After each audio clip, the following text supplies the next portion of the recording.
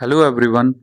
आज हम एक नया कोर्स इस वीडियो के माध्यम से आपसे डिस्कस करेंगे, जिसका कोर्स टाइटल जो है वो है state society and public administration. और इसका जो कोर्स कोड है दैट इज MPA 0011, यानी कि MPA 11। और ये मास्टर इन पब्लिक एडमिनिस्ट्रेशन का कोर्स है। तो ये फर्स्ट ईयर के जो स्टूडेंट्स हैं जो मास्टर इन पब्लिक एडमिनिस्ट्रेशन कर रहे हैं, ये उनका कोर्स है। अब इसमें आज हम पार्ट वन जो है वो कवर करेंगे। इसके पार्ट वन का जो इम्पोर्टेंट क्वेश्चंस होंगे आज वो कवर करेंगे। इसी तरह से नेक्स्ट जो पार्ट होगा वो नेक्स्ट वीडियोस में दिखाया जाएगा। अब पार्ट वन में हम सबसे पहले जो क्वेश्चंस लेते हैं, जैसे पहले पूरा सिलेबस देख लेते हैं कि इस तरह से सिलेबस है और सिलेबस में 20 चैप्टर्स हैं या 20 यूनिट्स हैं। तो ये पूरा के पूरे जो है इसको अलग अलग ब्लॉक्स में हमने डिवाइड किया है। तो इसके कम से कम हमने 5 ब्लॉक्स बनाए हैं। तो हम आज एक ब्लॉक को लेने जा रहे हैं। तो एक ब्लॉक आज डिस्कस करेंगे, उसके जो इम्पोर्टेंट क्वेश्चंस हैं जो हर साल एग्जाम में आते हैं, मोस्टली जो एग्जाम में रिपीट होते हैं, तो आज हम वो क्वेश्चंस करेंगे। तो ये हमारा सिलेबस है और जो हमारा टॉपिक है वो स्टेट के ऊपर है। तो सबसे पहले क्वेश्चन आता है कि नेचर ऑफ स्टेट, ये यूनिट वन है। तो यहाँ से आज हम स्टार्ट करेंगे। तो सबसे पहले आता है discuss the concept of state in public administration, कि पब्लिक एडमिनिस्ट्रेशन में स्टेट का क्या रोल है, यानी कि स्टेट किसको कहते हैं, स्टेट के क्या जो हैं कंसेप्ट हैं, क्या एस्पेक्ट्स हैं इसमें। तो सबसे पहले बात करते हैं कि जो नेचर है स्टेट की रेफर्स टू फंडामेंटल करेक्टरिस्टिक्स, कि एक इसकी फंडामेंटल करेक्टरिस्टिक्स है, इसके अपने एक फीचर्स हैं जो इसकी अपनी एक सवरन पॉलिटिकल एंटिटी बताते हैं। सवरन पॉलिटिकल एंटिटी का मतलब होता है कि इसकी अपनी जो है संप्रभुता को बताते हैं, कि जो एक स्टेट है उसकी क्या पॉलिटिकल जो है पहचान है। तो स्टेट जो है एक कम्प्लेक्स और मल्टीफेसेट जो है वो कंसेप्ट है, क्योंकि एंड इनकम्पास वेरियस एस्पेक्ट्स, इसमें बहुत सारे एस्पेक्ट्स हम ऐड करते हैं, जिसमें टेरिटरी आ गया, टेरिटरी आ गया जो देश की पूरी बाउंड्रीज हैं। इसके अलावा आ गया पॉपुलेशन, जो वहाँ के सिटीजन हैं। इसके अलावा वहाँ पे जो गवर्नमेंट है, इलेक्टेड गवर्नमेंट है। इसके अलावा जो सॉवरेनिटी, सॉवरेनिटी मतलब उस देश की अपनी जो संप्रभुता है, अपना जो इतिहास है, या अपना जो उसकी एक रिस्पेक्ट है, या अपना जो उसका एम्पायर है। इसके अलावा इंटरनेशनल रिकॉग्निशन, कि इंटरनेशनल लेवल पे उसको as a country, as a nation जो है वो रिकॉग्निशन दी गई है। तो इस तरह से जो हमारे जो की कंपोनेंट है इसके, की स्टेट के की कंपोनेंट क्या है अकॉर्डिंग टू पब्लिक एडमिनिस्ट्रेशन। तो सबसे पहले आता है टेरिटरी। तो टेरिटरी क्या है, state has defined geographical area, कोई भी स्टेट जिसका अपना एक जोग्राफिकल एरिया हो विद इस्टेब्लिश्ड बाउंड्रीज, यानी कि उसने एक अपनी इस्टेब्लिश बाउंड्रीज हो, जिसमें लैंड, वाटर और एयर स्पेस वो उसमें कवर होती हैं। तो टेरिटरी क्या प्रोवाइड करती है, हमें फिजिकल स्पेस देती है, ताकि उस स्टेट की अपनी एक अथॉरिटी, अपना एक जर्सिडिकेशन जो है वो होता है। इसके अलावा नेक्स्ट आता है पॉपुलेशन।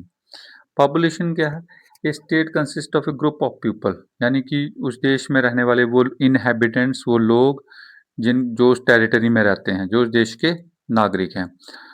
तो इसमें क्या आता है, the population contribute to the state identity, culture and social structure, यानी कि वो पॉपुलेशन ही क्या करती है, उस स्टेट की अपनी पहचान बनाती है, उसका कल्चर बताती है और उसका सोशल स्ट्रक्चर डिफाइन करती है। तो relationship between state and its population often involve legal and political rights and obligations. तो यानी कि जो रिलेशनशिप इसमें है कि स्टेट और पॉपुलेशन का क्या रिलेशन है, कि इन्हीं में उनको लीगल और पॉलिटिकल राइट्स मिलते हैं। स्टेट के अंदर ही लीगल और पॉलिटिकल राइट्स मिलते हैं, इनके अलावा उनको उनकी ऑब्लिगेशंस मिलती हैं, यानी कि उनकी क्या ड्यूटीज़ हैं, क्या राइट्स हैं, ये सारे एक पॉपुलेशन को एक स्टेट के अंदर जो है वो मिलते हैं। इसके अलावा नेक्स्ट जो इसका एस्पेक्ट है या कंपोनेंट है स्टेट का, वो है that is a government. Government क्या है, a system of governance that exercise authority and control over its territory and population, जो उस टेरिटरी को और साथ में पॉपुलेशन को जो गवर्न करता है, यानी कि जो अथॉरिटी है, ठीक है ना, जो सारी पावर को एक्सरसाइज करती हैं। तो गवर्नमेंट क्या है, वो रिस्पॉन्सिबल होती है मेकिंग एंड इन्फोर्सिंग लॉ, कि उस स्टेट के, उस देश के, उस नेशन के लॉ को इन्फोर्स करना, लॉ को बनाना, उसको मेंटेन करना और पब्लिक सर्विस करना, यानी कि लोगों की सर्विस के लिए, और representing the state in A international relations, और अपनी स्टेट को यानी अपने नेशन को इंटरनेशनल रिलेशंस में अपने आप को कायम रखना।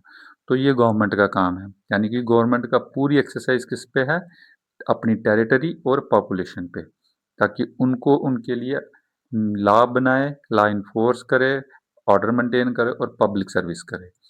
इसके अलावा आता है फोर्थ पॉइंट, सॉवरेनिटी। स्टेट का चौथा एस्पेक्ट क्या है, सॉवरेनिटी। सॉवरेनिटी जिसको हम बोलते हैं संप्रभुता, यानी कि अपनी जो एम्पायर है उसकी अपनी जो सत्ता है। तो सॉवरेनिटी का मतलब होता है सुप्रीम एक्सक्लूसिव अथॉरिटी, यानी कि उसकी अपनी जो पावर है, उस कंट्री की अथॉरिटी जो है, वैधता जो है, and possess within its territory. तो अपनी टेरिटरी के अंदर जो उसकी अपनी प्रभुसत्ता है या अपनी जो अथॉरिटी है, दैट इज कॉल्ड सॉवरेनिटी। इसका मतलब ये हुआ कि स्टेट के पास वो सारे राइट हैं जिससे वो अपने लिए कानून बना सकता है, अपने रिसोर्सेज को कंट्रोल कर सकता है, अपने इंटरनल और एक्सटर्नल जो पॉलिसीज हैं वो बिना किसी की इंटरफेरेंस के एक्सटर्नल एंटिटीज अपनी अपनी पहचान जो है वो बना सकता है। तो ये सॉवरेनिटी है, यानी कि जिसकी अपनी जो है अथॉरिटी हो, जो किसी पे डिपेंड नहीं हो, ना ही किसी के कहने पे जो है उसका काम वो एक्शन करती है। पांचवा आता है रिकॉग्निशन, यानी कि जो इंटरनेशनल रिकॉग्निशन दी जाती है, जैसे important aspects of the statehood. कोई भी अगर नेशनल है, स्टेटहुड है, या कोई भी जो कंट्री है, उसको तभी हम कंट्री या नेशन मानते हैं जब उसको इंटरनेशनली जो है रिकॉग्निशन मिलती हो। तो other states and international organisation recognise state sovereignty. तो बाकी जितनी भी इंटरनेशनल ऑर्गेनाइजेशन हैं या कंट्रीज हैं, अगर वो रिकॉग्नाइज करें कि हाँ जी ये एक सॉवरेन स्टेट है, तब भी उसको एक पॉलिटिकल एंटिटी मिलती है। तो recognition establish state status the global community, यानी कि इंटरनेशनल लेवल पे उसको कंट्री के दूसरे देशों के साथ डिप्लोमेटिक रिलेशन हो, तो उसको तभी एक रिकॉग्निशन मिलती है। तो इस तरह से ये फिफ्थ एस्पेक्ट था स्टेट का। सिक्स्थ एस्पेक्ट है इंटरनेशनल रिलेशंस। कोई भी जो स्टेट है interact with one another in international arena, and they engage in diplomacy, negotiate treaties, participate in international organization। तो हम स्टेट को कहते हैं कि जब वो इंटरनेशनल रिलेशंस भी रखे, यानी कि वो एक डिप्लोमेटिक पॉलिसीज बनाए, दूसरा नेगोशिएट ट्रीटीज, जितनी भी ट्रीटीज हैं उनमें आप बातचीत करें, इंटरनेशनल ऑर्गेनाइजेशन में पार्टिसिपेट करें, जितने भी ट्रेड हैं, कॉपरेशंस हैं, ये सारी चीज़ों में वो पार्टिसिपेट करे। And nature of the state international relations can greatly influence in this position and influence on the global stage. तो ग्लोबल स्टेज पे जो है अपनी पोजीशन को वो कायम रखे, तो इसको कहते हैं इंटरनेशनल रिलेशन। तो इंटरनेशनल रिलेशन का मतलब है कोई भी स्टेट जो इंटरनेशनली जो है हर जो ट्रीटीज़ का, हर इंटरनेशनल ऑर्गेनाइजेशंस का, ट्रेड का, यानी कि सारी जगहों पे वो अपने इंटरनेशनल रिलेशंस रखती हैं। सेवंथ आ गया लीगल फ्रेमवर्क। कोई भी स्टेट जो है वो तभी मानी जाती है कि वो एक स्टेट है, नेशन है या कंट्री है, जब उसका अपना एक कॉन्स्टिट्यूशन होगा, अपने फंडामेंटल लॉज होंगे, और जिसकी आउटलाइन पे वो पूरे गवर्नमेंट का स्ट्रक्चर बनता होगा। तो यानी कि उनके सिटीजन्स जो हैं उनको राइट्स दिए जाएं, पावर, वेरियस जो भी वेरियस इंस्टीट्यूशंस हैं उनकी अपनी एक पावर हो, चाहे वो लेजिस्लेटिव है, एग्जीक्यूटिव है, जुडिशरी है। These legal documents define the framework. ये सारे जो लीगल डॉक्यूमेंट्स हैं ये डिफाइन करते हैं कि with in which the states operate, कि स्टेट इन्हीं दायरों में काम करती है, क्योंकि उसके अपने फंडामेंटल लॉज होंगे, कॉन्स्टिट्यूशन होगा, उन्हीं दायरों में वो एक्शन करेगी। तो उसी को हम जो है लीगल फ्रेमवर्क में डालते हैं। इसके अलावा नेक्स्ट आता है एट पॉइंट, कि स्टेट जो है उसकी एक अपनी नेशनल आइडेंटिटी होती है। स्टेट जो है foster sense of national identity among its population. जो भी पॉपुलेशन है उसमें उसकी एक अपनी पहचान होती है, उसका अपना एक कल्चर होता है, अपनी हिस्ट्री होगी, अपना एक लैंग्वेज होगी, अपना सिंबल्स होंगे, जैसे नेशनल सिंबल्स हैं, नेशनल एंथम एंड या नेशनल एनिमल्स हैं, इस तरह से जो है उसके अपने कुछ सिंबल्स होते हैं, नेशनल फ्लैग्स हो गया। इसी तरह से this identity contribute to sense of belongingness, क्योंकि ये जो आइडेंटिटी हैं, सिंबल्स हैं या लैंग्वेज है, कल्चर है, यहीं से उसकी बिलोंगिंगनेस और उसकी जो सिटीजन्स हैं वहाँ पे उनकी यूनिटी शो करेगा। तो कहने का मतलब ये हमारा आठवां एस्पेक्ट्स है। दूसरा नाइन्थ एस्पेक्ट आ गया मोनोपोली ऑफ फोर्स, यानी कि one characteristics of the state is its ability to exercise a monopoly on the legitimate use of force. अब इसमें आता है कि जो भी एक स्टेट है उसकी एक अपनी मोनोपोली होगी। मोनोपोली का मतलब विद इन टेरिटरी जो है वो सारी उसकी अपनी एक लेजिटिमेसी होती है। लेजिटिमेसी का मतलब उसकी अपनी एक लीगैलिटी होगी या उसकी अपनी एक वैलिडिटी होगी या वैधता होगी। इसका मतलब ये है कि स्टेट जो है वो एक ऐसी अथॉरिटी है जो लॉ एंड ऑर्डर को मेंटेन करेगी, लॉ को बनाएगी और प्रोटेक्ट करेगी अपने सिटीजन्स का। तो कहने का मतलब जो वहाँ की स्टेट है वो मोनोपोली है वहाँ पे, उसकी वो सारे डिसीजन वही लेगी। तो इसके अलावा लास्ट जो पॉइंट है कि ऑन द होल हम स्टेट किसको कहते हैं कि नेचर ऑफ जो स्टेट है that can be based on historical, cultural, political and geographical factors. यानी कि स्टेट का एक अपना इतिहास होगा, अपना उसका एक सांस्कृतिक धरोहर होगी, उसका अपना एक पॉलिटिकल स्ट्रक्चर होगा, उसका अपना एक ज्योग्राफिकल एरिया होगा। तो ये सारी चीज़ें मिला के एक स्टेट बनती है। And different forms of the government, जैसे उसमें डिफरेंट फॉर्म्स की गवर्नमेंट हो सकती है, चाहे डेमोक्रेसीज हो सकते हैं, मोनार्चीज होगी या अथॉरिटेरियन रीजन होगा। तो वेरियस पॉलिटिकल और अलग अलग पॉलिटिकल आइडियोलॉजीज भी हो सकती है, ठीक है ना। तो वे स्टेट फंक्शंस और स्टेट उसी हिसाब से फिर अपना फंक्शंस करती हैं या इंटरेक्ट करती है अपने सिटीजन्स के साथ और इंटरनेशनल कम्युनिटी के साथ। कि जिस तरह की गवर्नमेंट होगी, जिस तरह की उनकी पॉलिटिकल आइडियोलॉजीज होगी, उसी तरह के इंटरनेशनल कम्युनिटी के साथ उसके रिलेशन होंगे, वैसे ही वो अपनी सिटीजन के साथ रिएक्ट करेगी या इंटरेक्ट करेगी। तो ये था हमारा सबसे पहला इम्पोर्टेंट बेसिक क्वेश्चन था कि पब्लिक एडमिनिस्ट्रेशन में स्टेट का क्या रोल है या स्टेट के क्या एस्पेक्ट्स हैं या क्या कंपोनेंट है। अब नेक्स्ट क्वेश्चन आता है, अब स्टेट का रोल क्या है इन कंटेक्स्ट ऑफ ग्लोबलाइजेशन। कि जो विश्व वैश्वीकरण है उसमें स्टेट का क्या रोल है। पहले हमने बात की थी कि स्टेट जो है उसके क्या एलिमेंट हैं, कौन से कंपोनेंट्स हैं, कौन से एस्पेक्ट्स हैं, तो वो हमने डिस्कस किया।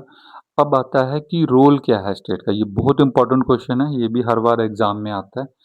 तो the role of the state in the context of globalisation is complex. अगर हम स्टेट का, कंट्री का अगर रोल देखेंगे ग्लोबलाइजेशन के कंटेक्स्ट में तो वो बहुत कम्प्लेक्स है, क्योंकि ग्लोबलाइजेशन का मतलब है इंटरकनेक्टेडनेस या interdependence of economic, culture, societies, political system across the national borders. यानी कि पूरी देश, दुनिया के देशों के साथ किस तरह के इकोनॉमिक रिलेशंस हैं, किस तरह के कल्चर्स हैं, किस तरह की सोसाइटीज आपस में इंटरेक्ट करते हैं, किस तरह का पॉलिटिकल सिस्टम है। तो ये सारी चीज़ें ग्लोबलाइजेशन में आती हैं। तो ये एक कम्प्लेक्स जो है वो कंसेप्ट है। तो globalisation has progress, the role of the state has been both challenge and reshape.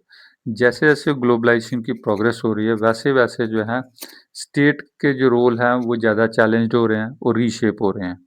तो इसी तरह से आज हम डिस्कस करेंगे कि स्टेट के क्या रोल हैं इन कंटेक्स्ट ऑफ ग्लोबलाइजेशन। तो सबसे पहला आता है रेगुलेशन एंड गवर्नेंस। क्योंकि जो ग्लोबलाइजेशन है उससे greater economic integration and movement of goods and services and capital across the borders, state still play important role in regulating and governing these activities. अब स्टेट का रोल क्या है कि जितनी भी इंटरनेशनल इकोनॉमिक इंटीग्रेशंस या इंटरनेशनल इकोनॉमिक रिलेशंस हैं, जहाँ गुड्स की जो मूवमेंट है एक कंट्री से दूसरे कंट्री या कैपिटल की मूवमेंट है अक्रॉस द बॉर्डर, तो उसमें सबसे सिग्निफिकेंट रोल जो है वो डिसीजन का वो सारा स्टेट का होता है। कि स्टेट ही इस्टेब्लिश करेगी लॉज को, रेगुलेशंस को और एक स्टैंडर्ड बनाएगी कि किस तरह की ट्रेड प्रैक्टिसेस होंगी, किस तरह से हम प्रोटेक्ट करेंगे कंज्यूमर्स को या पब्लिक सेफ्टी कैसे मेंटेन करेंगे। तो ये सारी, जहाँ फाइनेंशियल मार्केट को कैसे कंट्रोल करना है, इन्वायरमेंट स्टैंडर्ड कैसे मेंटेन करना है, ये सारी ग्लोबल इम्प्लीकेशंस हैं। तो ये सारे डिसीजन जो हैं एक स्टेट को लेने पड़ते हैं, यानी कि एक स्टेट गवर्नमेंट को, एक कंट्री को ही लेने होते हैं। दूसरा आता है इकोनॉमिक पॉलिसीज़। अब इकोनॉमिक पॉलिसीज़ में क्या आता है कि स्टेट जो है continue to set a economic policies. State जो है वही इकोनॉमिक पॉलिसीज़ बनाता है जिसका इम्पैक्ट उसकी डोमेस्टिक इकोनॉमीज़ पे भी पड़ता है, इस पूरे ग्लोबलाइजेशन वर्ल्ड को देख के। तो इसका मतलब it this include the policies related to taxation. जितनी भी पॉलिसीज़ है टैक्सेशन की या ट्रेड एग्रीमेंट की या इन्वेस्टमेंट की या इंसेंटिव्स की या इंडस्ट्रियल रेगुलेशन की, तो स्टेट जो है वो इसमें बैलेंस बनाती है ताकि benefits of the economic globalisation, कि इकोनॉमिक ग्लोबलाइजेशन का जो है उसको बेनिफिट मिले and need to protect their own industry. Globalisation भी से भी ट्रेड उनका इम्पैक्ट ना करे मतलब उनकी अपनी इंडस्ट्रीज या वर्कर भी, उनको भी प्रोटेक्शन देखनी है, लेकिन इसके साथ साथ जो है एक बैलेंस बना के रखना है इकोनॉमिक ग्लोबलाइजेशन का। यानी कि स्टेट का बहुत बड़ा रोल है कि इंटरनेशनली और हम जो डोमेस्टिक जो इंडस्ट्रीज हैं या वर्कर्स हैं उनको भी ध्यान में रखें। दूसरा आता है international relations and diplomacy. State दूसरा ये काम करती है एंगेज इंटरनेशनल रिलेशंस, कि हर एक कंट्रीज के साथ इंटरनेशनली जो है वो किस तरह से डिप्लोमेसी के साथ जो है आगे बढ़ती है। And they negotiate trade agreement, क्योंकि स्टेट ने ही सारे नेगोशिएट करने हैं, सारे डिसीजन लेने हैं ट्रेड एग्रीमेंट के या इंटरनेशनल ऑर्गेनाइजेशन के साथ, जैसे यूनाइटेड नेशंस हैं, वर्ल्ड ट्रेड ऑर्गेनाइजेशंस हैं। इसके अलावा जो कोलैबोरेटिव इश्यूज होते हैं, जैसे ग्लोबल क्लाइमेट चेंज है, टेररिज्म है, पब्लिक हेल्थ है, तो इससे सारे जो इंटरनेशनल इश्यूज हैं इस पे डिस्कस जो है, इस पे डिसीजन जो है वो स्टेट नहीं लेने हैं। इसके अलावा सॉवरेनिटी और नेशनल आइडेंटिटी। ग्लोबलाइजेशन से क्या है, प्रमोट ग्रेटर इंटरकनेक्टेडनेस। ग्लोबलाइजेशन से क्या हुआ कि इंटरकनेक्टेडनेस वर्ल्ड लेवल पे ज़्यादा बढ़ गया and state continue to assert their sovereignty. लेकिन उसमें कहीं ना कहीं स्टेट की अपनी सॉवरेनिटी जो है वो प्रोटेक्ट करने की ज़रूरत होती है, यानी कि अपनी नेशनल आइडेंटिटीज़ को वो बचा के रखे। And they often does by managing immigration, और इसके साथ इमिग्रेशन भी होगी, अपने कल्चर हेरिटेज को भी बचाना होगा, safeguarding the national security को भी सेफ गार्ड करना होगा। तो ये सारी टेंशन्स जो हैं जो ग्लोबल इन्फ्लुएंस से पैदा होती हैं, ये सारी डिसीजन जो हैं वो स्टेट को लेने पड़ते हैं। तो यानी कि अपनी कल्चरल होमोजेनाइजेशन भी रहे, तो इस तरह से जो है स्टेट जो है डिसाइड करती है। इसके अलावा आता है social welfare and public services. State जो है वो रिस्पॉन्सिबल है सोशल वेलफेयर के लिए, जितने भी सोशल वेलफेयर प्रोग्राम्स हैं या पब्लिक सर्विस के जो प्रोग्राम हैं सिटीजन्स के लिए, तो वो कि ग्लोबलाइजेशन को फेस करते हुए कि स्टेट ये चैलेंज लेगी कि मेजर चैलेंजेस आते हैं कि इन सर्विस को प्रोवाइड करने में, क्योंकि जो इकोनॉमिक कंडीशंस इंटरनेशनल लेवल पे बनती हैं या माइग्रेशन पैटर्न जो चेंज होते हैं या डेमोग्राफिक शिफ्ट होता है, तो उसमें स्टेट जो है अपना रोल प्ले करती है कि वो किस तरह से पब्लिक सर्विस जो है अपने सिटीजन्स को प्रोवाइड कर सके। नेक्स्ट आता है टेक्नोलॉजी और कम्युनिकेशन। तो जो स्टेट है वो टोटली रिस्पॉन्सिबल है रेगुलेटिंग एंड मैनेजिंग टेक्नोलॉजी, कि वो टेक्नोलॉजी को किस तरह से जो है वो डील करती है, या कम्युनिकेशन नेटवर्क को जो है विद इन टेरिटरी कैसे इस्टेब्लिश करती है, क्योंकि this include issue related to data privacy. क्योंकि अगर ग्लोबलाइजेशन में हम जा रहे हैं तो ग्लोबलाइजेशन में डाटा प्राइवेसी का भी ध्यान रखना है, साइबर सिक्योरिटी भी है, इंटरनेशनल गवर्नेंस भी है, इंटरनेट गवर्नेंस भी है। तो स्टेट में आल्सो कोलैबोरेटिव इंटरनेशनली, तो हमें इंटरनेशनल लेवल पे बड़ा कोलैबोरेटिवली जो है इस चीज़ को एड्रेस करना पड़ेगा, क्योंकि क्रॉस बॉर्डर चैलेंजेस जो हैं इस एरियाज़ में बहुत ज़्यादा हैं। क्योंकि अगर हम डाटा शेयर कर रहे हैं, अगर हम इंटरनेट यूज़ कर रहे हैं, टेक्नोलॉजी इस्तेमाल कर रहे हैं, कम्युनिकेशन इस्तेमाल कर रहे हैं, तो उसमें बहुत सारी चीज़ें जो हैं वो लीकेज होने का डर है, जैसे डाटा प्राइवेसी है, साइबर सिक्योरिटी है, इसके अलावा जो इंटरनेशनल इंटरनेट गवर्नेंस है, तो ये सारी चीज़ें चैलेंज जो है होती हैं, तो ये स्टेट जो है वो डिसाइड करती है। इसके अलावा human rights and labour standard, जो स्टेट्स है वो क्या करती है, उनका मेन रोल है कि ह्यूमन राइट्स प्रोटेक्ट हों, लेबर स्टैंडर्ड भी with in the territory and globally, global pattern पे भी और जो नेशनल लेवल पे या टेरिटरीज के अंदर भी ह्यूमन राइट्स के और लेबर स्टैंडर्ड को जो है मेंटेन करना।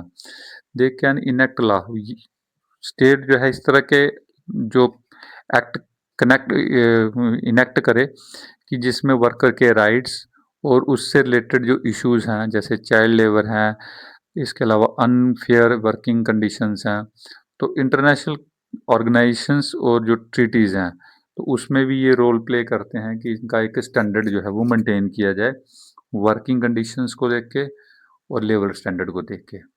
इसके अलावा आता है global governance and multilateralism.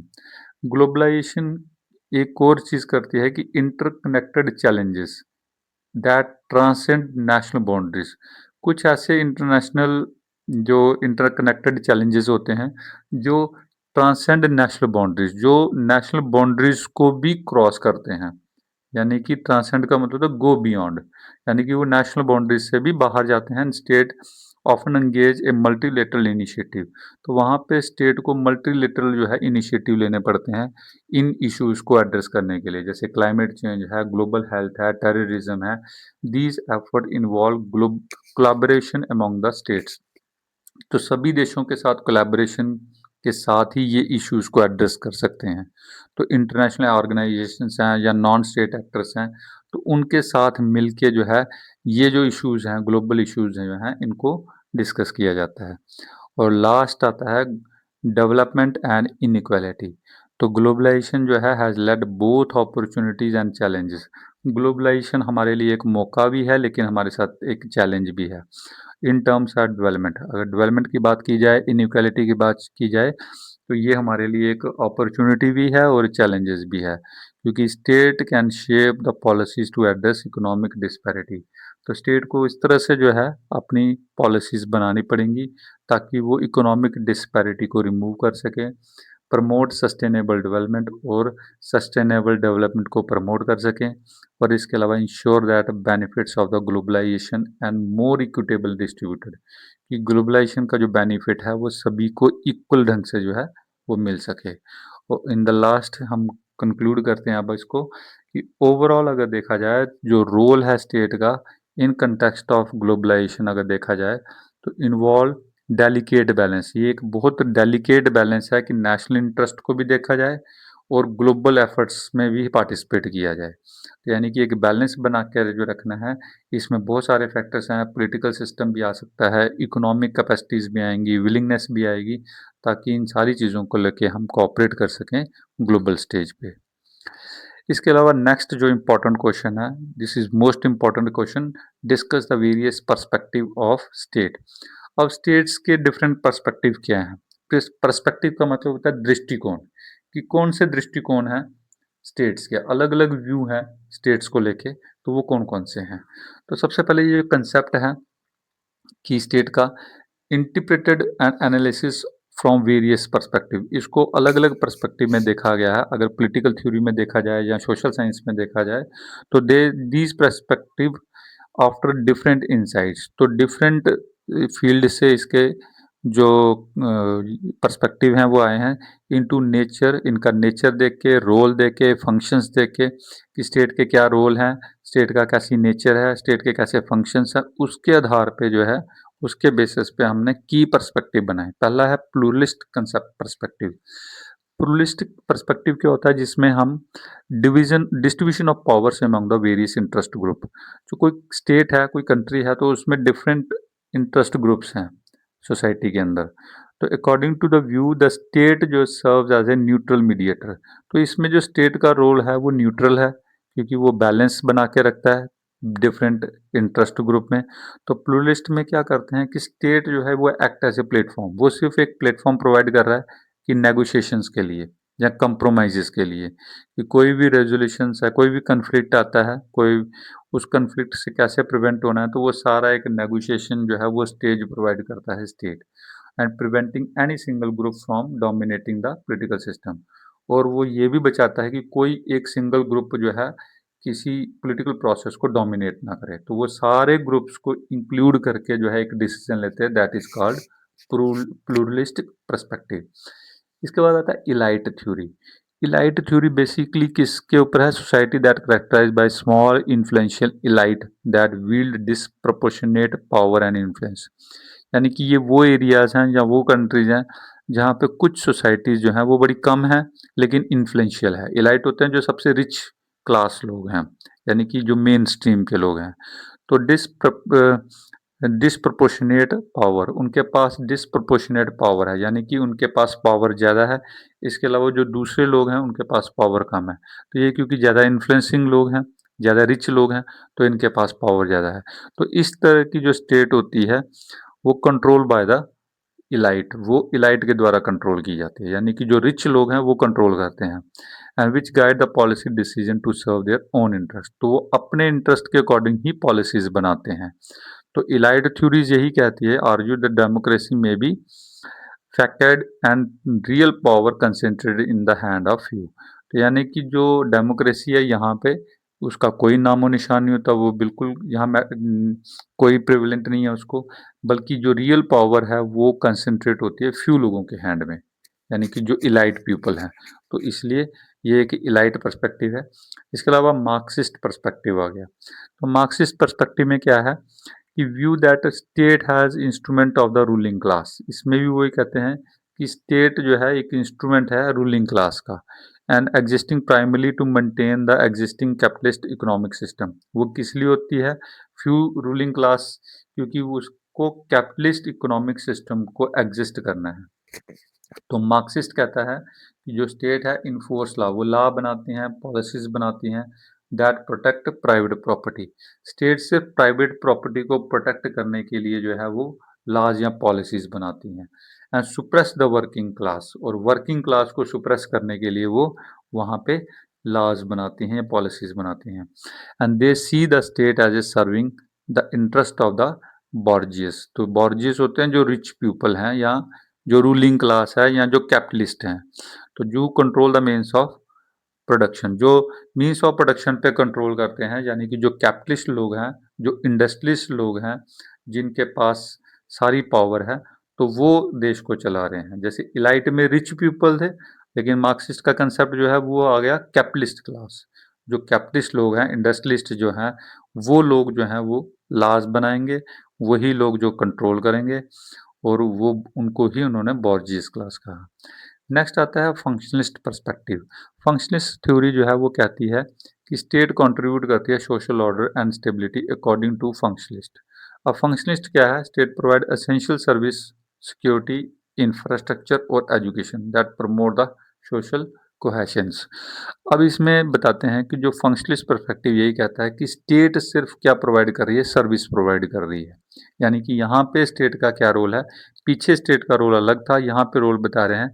State provide करती है आपको सिक्योरिटी, इंफ्रास्ट्रक्चर, एजुकेशन, ताकि सोशल कोहेशंस जो है वो डेवलप हो सके। And it plays role in maintaining social norms. तो सोशल नॉर्म्स को मेंटेन करना इनका काम है। कन्फ्लिक्ट रिजॉल्व करना इस पर्सपेक्टिव का काम है। एंड दस contributing the overall functioning of the society. यानी कि ये मेन जो बेस है कि ये सोसाइटी के लिए काम करती है। तो जो फंक्शनलिस्ट पर्सपेक्टिव है that pertain to functioning of social society, तो ये इसका काम है। इसके अलावा आता है इंस्टीट्यूशनल पर्सपेक्टिव। अब इंस्टीट्यूशनल पर्सपेक्टिव क्या होता है? The institutional perspective focus on the formal structure, जो उस कंट्री के एक स्ट्रक्चर है। अब वो स्ट्रक्चर कौन सा है? जैसे जिससे मैकेनिज्म ऑफ द गवर्नमेंट, जिससे गवर्नमेंट मैकेनिज्म करती है, काम करती है। It examine how institution like जैसे लेजिस्लेचर है, ठीक, विधानसभा है, एग्जीक्यूटिव बॉडी है, प्रशासनिक व्यवस्था है, जुडिशरी है, न्याय व्यवस्था है, तो interact to make and enforce law, ये आपस में इंटरेक्ट करके लॉज बनाते हैं, लॉज को इम्प्लीमेंट करते हैं और उनको प्रोटेक्ट करते हैं। And this perspective often analyse how these institution are design. और ये पर्सपेक्टिव बताता है कि किस तरह से जो ये इंस्टीट्यूशंस हैं, चाहे लेजिस्लेटिव है, चाहे एग्जीक्यूटिव है, चाहे जुडिशरी है, तो किस तरह से डिज़ाइन होते हैं, इनके रोल्स क्या हैं गवर्नेंस में, और कैसे इम्पैक्ट डालते हैं हमारी पॉलिसी मेकिंग में। तो ये this is a institutional perspective. Next one is a feminist perspective. Feminist perspective explore the role of the state in a perpetuating gender based inequalities and patriarchal norms. इसका मतलब है feminist perspective ये बताती है कि कुछ नेशंस ऐसे हैं, कुछ स्टेट्स ऐसे हैं जहाँ पे भी अभी भी जेंडर बेस्ड इनइक्वालिटीज है, जहाँ पे अभी भी पैट्रिकल नॉर्म्स चलते हैं, यानी कि जो पुरुष प्रधान समाज है। And it examine how the state laws, policies and institution that reinforce gender discrimination. तो इसमें ये बताते हैं कि स्टेट जो है किस तरह से लॉज या पॉलिसीज या इंस्टीट्यूशन बनाती हैं जो रीइंफोर्स करते हैं जेंडर डिस्क्रिमिनेशन को and contribute to unequal power dynamics between man and women. और वो कंट्रीब्यूट करते हैं कि एक अनइक्वल पावर जो है वो डिस्ट्रीब्यूट होती है मैन और वुमेन में, यानी कि मेल डोमिनेटिंग सोसाइटीज होती हैं, वहाँ पे उनको एक्स्ट्रा ज़्यादा पावर्स दी जाती हैं, फीमेल को जो है वहाँ पे डाउन टाउन में रखा जाता है। तो इस तरह से कुछ कंट्रीज़ हैं जहाँ पे मेल डोमिनेटिंग सोसाइटीज़ होती हैं, वहाँ पे फेमिनिस्ट पर्सपेक्टिव जो है, फेमिनिस्ट गवर्नमेंट होती है। इसी तरह से न्यू लिबरल पर्सपेक्टिव, ये आगे भी डिस्कस हम करेंगे, इसी के ऊपर एक क्वेश्चन भी है, न्यू लिबरल पे या लिबरल पर्सपेक्टिव पे या गांधीयन पर्सपेक्टिव पे। तो न्यू लिबरल पर्सपेक्टिव क्या है? एम्फेसाइज लिमिटेड गवर्नमेंट इंटरवेंशन, जहाँ पे गवर्नमेंट की इंटरफेरेंस बिल्कुल ही ना के बराबर होती है। यानी कि जो इकोनॉमी है, प्रमोट मार्केट ओरिएंटेड पॉलिसीज, वहाँ पे जो भी पॉलिसीज बनती हैं वो मार्केट ओरिएंटेड होती हैं। तो new liberal argue for reducing the state involvement. तो नियो लिबरल कहते हैं यहाँ पे स्टेट की इन्वॉल्वमेंट बड़ी कम होती है। एरिया लाइक रेगुलेशन जैसे सोशल वेलफेयर है, पब्लिक सर्विसेज है, favouring privatisation and individual choice. यानी कि जो स्टेट की इन्वॉल्वमेंट है वो सिर्फ कहाँ तक होती है कि वो सिर्फ सोशल वेलफेयर के लिए या पब्लिक सर्विसेज के लिए या प्राइवेटाइजेशन को फेवर करने के लिए या इंडिविजुअल चॉइस के लिए। तो कहने का मतलब कि यहाँ पे स्टेट जो है वो उनके अपने डिसीजन नहीं होते, बल्कि जो मार्केट है, मार्केट के अकॉर्डिंग जो है वो डिसीजन वहाँ पे लिए जाते हैं।